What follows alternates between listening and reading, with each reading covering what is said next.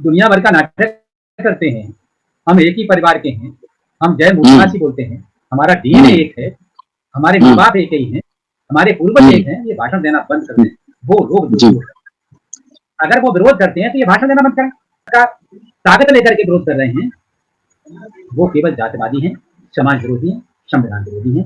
वो न संविधान समर्थक हैं, न समाज सेवी हैं, न राष्ट्र के समर्थक हैं, न समाज के समर्थक हैं। गलत। तो वो न बाबा साहब के हैं, न बुद्ध के हैं, न मान्यवर काशीराम के हैं, न ज्योतिबा फुले के हैं, न छत्रपति साहू जी महाराज के हैं, न पेरेराम स्वामी नायकर के। तो धूर्त हैं, धोखेबाज हैं, और इसीलिए ऐसे धोखेबाजों ने ही इस देश के अंदर तमाम प्रकार की राजनीतिक पार्टियां बनाई और पार्टियां शुरू हुई। उनकी भ्रष्टाचार से, उनके परिवारवाद से, उनके समाज के वर्गीकरण का या समाज के पीछे रह गए लोगों को आगे लाने का विरोध कर रहे हैं। वो क्या है? संविधान के विरोधी हैं। संविधान से ताकत प्राप्त करने के बाद वो प्रतिनिधित्व नहीं कर रहे हैं, वो जातिवादी और परिवारवादी हो रहे हैं। नमस्कार, मैं विकास, आप देख रहे हैं जस्ट टीवी इंडिया और एक बार फिर से आपका स्वागत है। वर्गीकरण की लड़ाई लगातार आगे बढ़ती हुई और जिसका जीता जागता उदाहरण हरियाणा बना है, डीएससी लागू हो चुका है वहां पर। और ऐसे में मेरे साथ मौजूद है इसमें बहुजन मुक्ति पार्टी के राष्ट्रीय अध्यक्ष जेएस कश्यप साहब। और कश्यप साहब से भी आज हम वर्गीकरण को लेकर ही बात करने वाले हैं कि आखिर वर्गीकरण की लड़ाई जो है वो शोषित पीड़ित वंचितों की लड़ाई है, उस तबके की लड़ाई है जिसने वर्षों से शोषण सहा है। वो शिक्षित भी नहीं हो पाया, वो रोजगार भी नहीं पा पाया, आर्थिक आधार पर भी वो बहुत कमजोर है। तो देखते हैं, आज कश्यप साहब से बात करते हैं और तमाम जानकारियां आज कश्यप साहब से लेंगे। तो कश्यप साहब क्या कहेंगे, पूरे देश में, सवाल मेरा पहला ये है, पूरे देश में वर्गीकरण को लागू कराने के लिए आपके पास क्या योजनाएं हैं? देखिए, आरक्षण का वर्गीकरण होना चाहिए और इस पर बहुजन मुक्ति पार्टी ने बहुत पहले आंदोलन भी किया है। हमने इसे किताब भी लिखी। वर्गीय आरक्षण का मतलब है, आरक्षण का मतलब ये नहीं है कि एक आदमी मिल गया, एक परिवार को मिल गया, पूरे लोगों को मिल गया। आरक्षण का मतलब है कि जो लोग ब्राह्मणवादी व्यवस्था से, देश की, राष्ट्र की मुख्य धारा से अलग थलग पड़ गए थे, जब देश आजाद हुआ और जब संविधान बाबा साहब ने पटल पर रखा संविधान सभा में, तो उस समय ये प्रश्न था कि जो लोग राष्ट्र की मुख्य धारा से बहुत दूर हैं, न पढ़े लिखे नहीं है, आर्थिक स्थिति खराब है, उसे उन्हें किसी प्रकार का सम्मान नहीं है, तो जानवरों से बदतर जिंदगी जी है, तो राष्ट्र की मुख्य धारा में लाने के लिए आरक्षण की व्यवस्था की गई संविधान सभा ने पास। इसलिए एक और चीज जोड़ना चाहते हैं, जो लोग आज आरक्षण का विरोध कर रहे हैं उसमें 281 में केवल हमारी जो ओबीसी SC ST बाबा साहब को मिला के बड़ी मुश्किल से 10 लोग थे। आरक्षण झुम्मत से पारित हुआ तो उन्हीं लोगों ने दिया जिनके बच्चे आज हमारे आरक्षण का विरोध करते। तो आरक्षण का मतलब राष्ट्र की मुख्य धारा में लाने का है।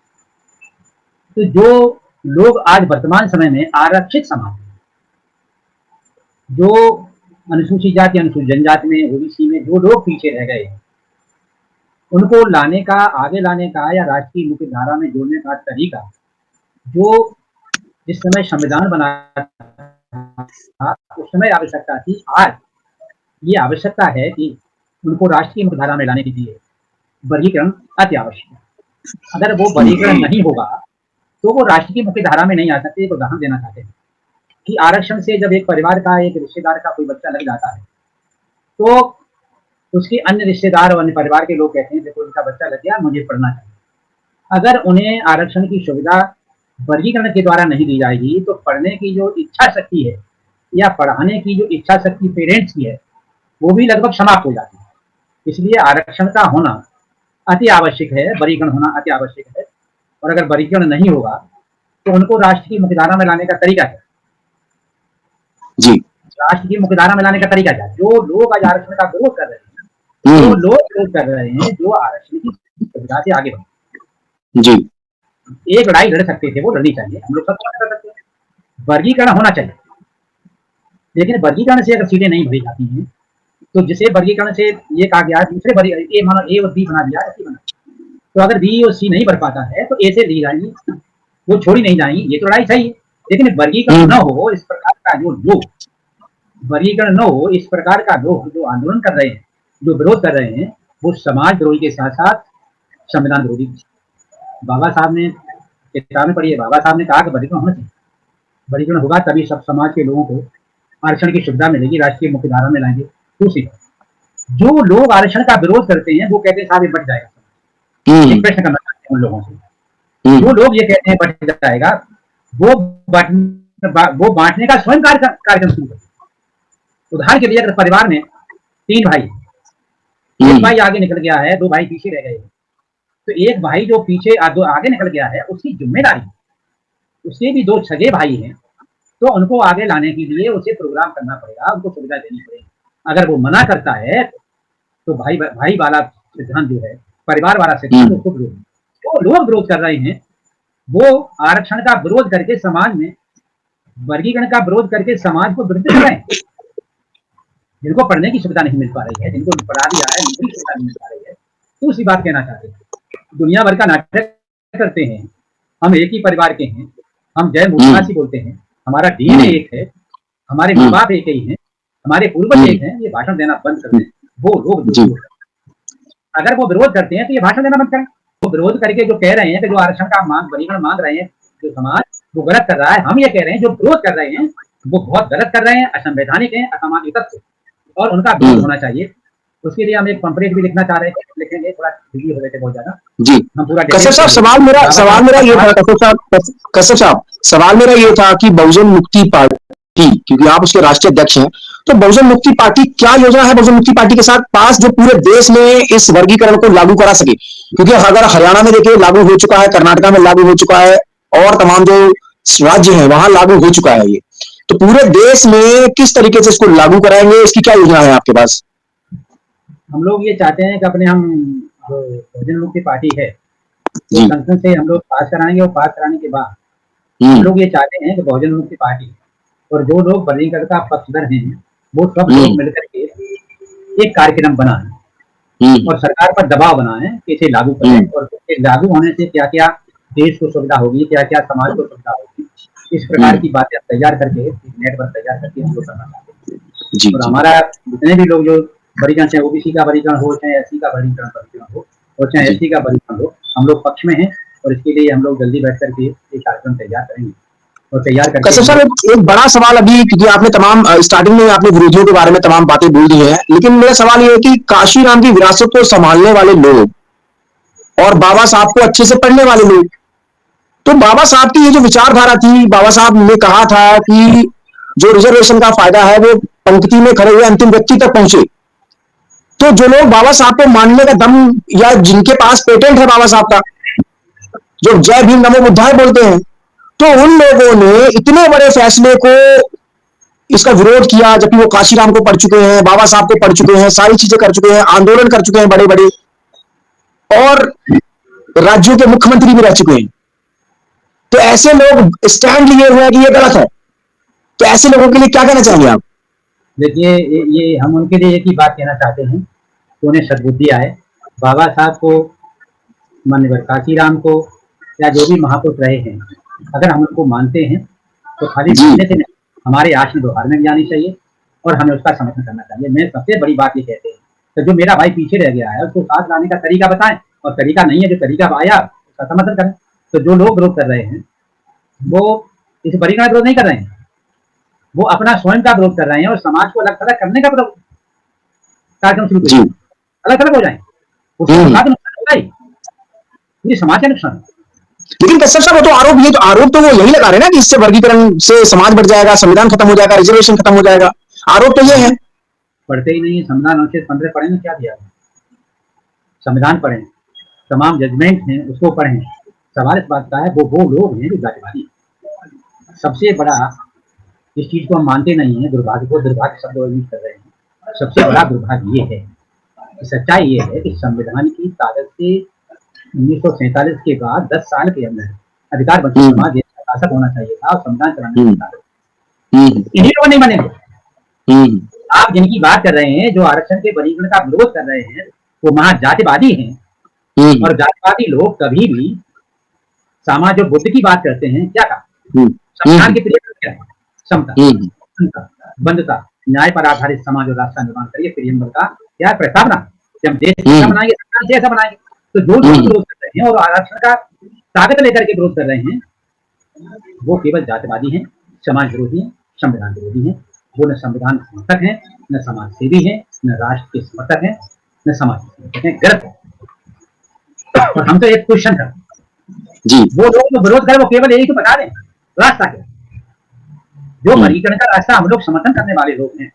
और जी दूसरी बात बता देखो, अब जय भीम नमोबुद्धाय बोलने वालों में कुछ ऐसे लोग हैं जो जातिवादी हैं, जो जातिवादी के साथ भ्रष्ट और बेईमान हैं, और जिन्हें समाज निंदित कर रहा है, वही लोग विरोध कर रहे हैं। जय भीम नमोबुद्धाय बोलने वाले लोग, मानवर काशीराम को मानने वाले लोग, मानवर बाबा साहब भीमराव अम्बेडकर को मानने वाले, बुद्ध को मानने वाले लोग विरोध कर ही नहीं सकते हैं, क्योंकि उनकी तो ब्लड में है कि जो लोग पीछे रह गए हैं अगर विरोध करते हैं तो ब्राह्मणवादी व्यवस्था का समर्थन करते हैं। ब्राह्मणवादी व्यवस्था है असमान, अंधविश्वास, पाखंड, वर्णवाद, जातिवाद, भेदभाव, ऊंच नीच की भावना को जो प्रक्रिया को जो लागू करता है समाज में, वो ब्राह्मणवादी। जो लोग इसका विरोध कर रहे हैं, जो आपने कहा, वो पक्के ब्राह्मणवादी, वो बुद्धवादी नहीं है, वो समतावादी नहीं है, और उनका रिजल्ट उन्हें मिल रहा है, भविष्य में मिलेगा।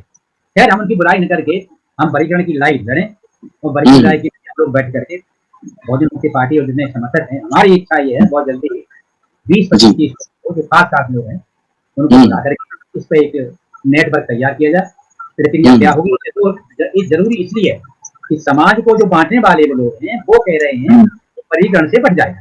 वो लोग कह रहे हैं जो आपने कहा ना, नमो बुद्धाय, जय भीम, मानवर काशीराम जिंदाबाद, मानवर समाज सेवी लोग रहे हैं, कर रहे हैं, सबका नाम लेते हैं, उनको ये पर्दाफाश होना चाहिए कि ये नाम केवल और केवल समाज से लेकर के अपने लिए करना चाहते हैं। हमारे बच्चे बन जाए, हम बन जाए, वो परिवारवादी है, जातिवादी है, वो समाजसेवी नहीं, वो संविधान में इच्छा शक्ति नहीं रखते हैं, संविधान में विश्वास नहीं रखते, वो गलत कर रहे हैं। हम उनका विरोध न करके हमें एक नेटवर्क तैयार करना चाहिए और इसको पूरे देश में लागू करना चाहिए। खाली ऐसी का नहीं, ओबीसी का भी होना। जो नेता है हमारे वो नहीं मानते हैं, क्यों मानते? वो जातिवादी के तैयार नेतागिरी की है। तो जब जातिवाद के आधार पर आपने पार्टी बनाई, जातिवाद के आधार पर आपने राजनीति शुरू करी है, तो एक वो देखा होगा आपने, बैंक में खाता हो जो फ्रॉड टाइप की लीडरशिप है। हम तो बड़े दमदार तरीके से कहता हूँ और आपसे भी कहता हूँ कि आजादी के बाद जो जातिवाद को इकट्ठा करके वैसे वोट तैयार किया है, जैसे बैंक का खाता नहीं होता तो अपने पैसा आता, तो जो बैंक के खाते में पैसा आप जाके तब निकालते हो। ये जो वोट बैंक है ना, जाति के आधार पर वोट बैंक जो है ना, वो ऑटोमेटिक आती है। वो समाजवादी नहीं है, वो बाबा साहब को सिद्धांत मानने वाले नहीं है, वो मानवर काशीराम को मानने वाले नहीं है, वो तथागत बौद्ध की विचारधारा को मानने वाले नहीं है। वो जाति को इकट्ठा करके सुविधा पूर्वक सत्ता में जाकर के केवल नोट और पैसा इकट्ठा करके रुतबा झाड़ने वाले लोग हैं, समाजसेवी नहीं। समाजसेवी हमेशा फकीर है। एक बात ध्यान देना चाहता हूँ, बाबा साहब भीमराव अम्बेडकर परेशान। अच्छा, एक सवाल और है, वहां से जो है ओबीसी एससी को मिलाकर जो ये पूरा प्रोग्राम ओबीसी एससी को मिलाकर पूरे देश में आंदोलन चला रहा है, तो क्या 1100 के करीब जातियां हैं एससी में, क्या उनको जोड़ना, उनको बिना जोड़े क्या ये आंदोलन सक्सेस हो सकता है? नहीं, नहीं, कभी नहीं। थोड़ा सा इसको एक्सप्लेन करें सर तमाम लोगों के लिए, क्योंकि सुनना चाहिए लोग आपको। बाबा साहब ने एक शब्द कहा था, मैं बात शुरू कर रहे हैं। थोड़ा सा स्ट्रेट होकर बैठे सर, थोड़ा सा इस तरफ को। जी हाँ, बिल्कुल राइट, अच्छी बात। बाबा साहब ने कहा था अपने आंदोलन में जाओ, अपने घर के दीवारों पर लिख दो, हम देश के शासक हैं। तब दीवारें नहीं थी, ज्योति नहीं। क्यों?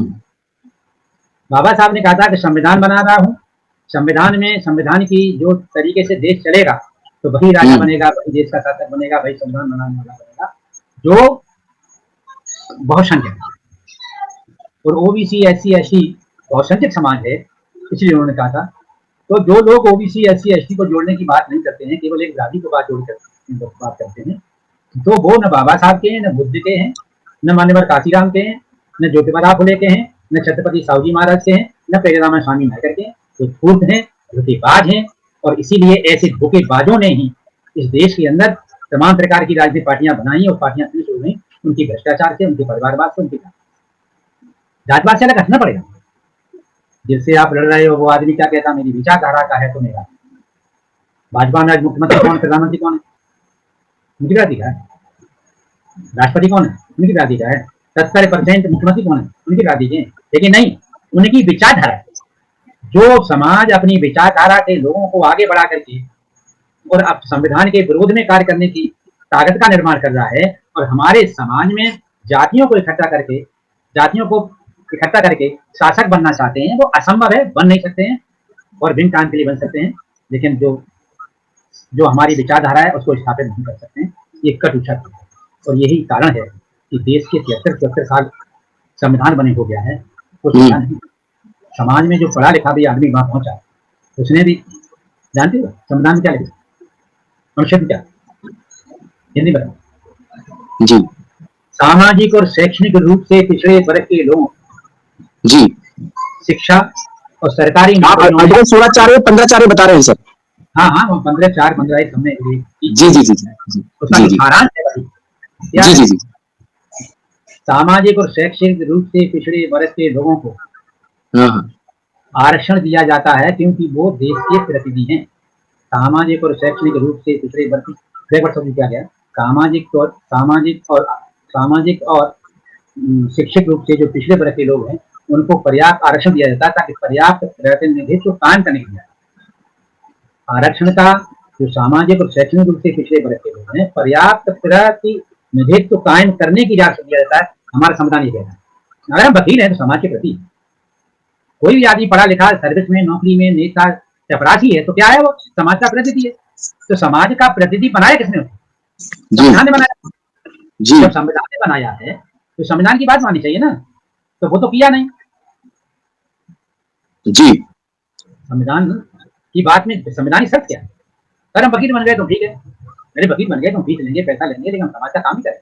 ये तो मेरा एक साधन है ताकि मेरे बच्चे और मैं पढ़ सके, रह सके, लेकिन मेरा लक्ष्य क्या है?